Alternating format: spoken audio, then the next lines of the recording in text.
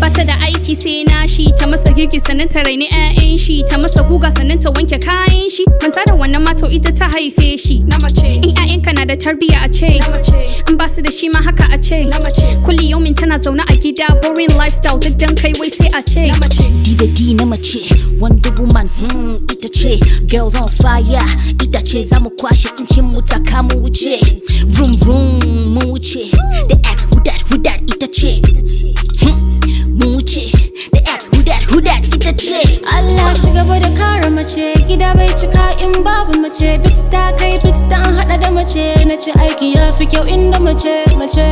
Sarauniya uwar gida mace, yar gata kun mai gida mace, ita ce kullum a gida, ita ce mai kula da gida. To wake haihuwan namiji na mace, wa aka ce a kyautata mawa na mace, wace ce in ta ce ojen tuke da sauri ake bata na mace, wake yin ado ta yi kyau in ta wuce ka ga maza na tintibe na mace, to ko su mazan in ka tambaye su wa suka fi so za su ce na mace. Wace ce in ba ta ba gida na mace, a bata kuɗi a bata haƙuri na mace, kuma duk sarautar ka in ka zo gabanta dole ne ka cire rawani na mace, ta hana cikin ta ba ɗanka na mace, wahalan wata tara a kanka na mace, kuma duk wani girman ka in ta baka heartbreak ka ji ka tsani kanka. Mata aihu ne, wahala ma mu ne, dauki ciki ga reno ga shayarwa duk mu ne.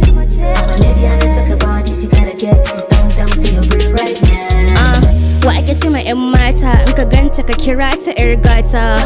wa ake ce ma 'yar dadi ta yi ma shugaba in ka zo taɗi, wa ake kira boss lady ko a ce mata boss baby.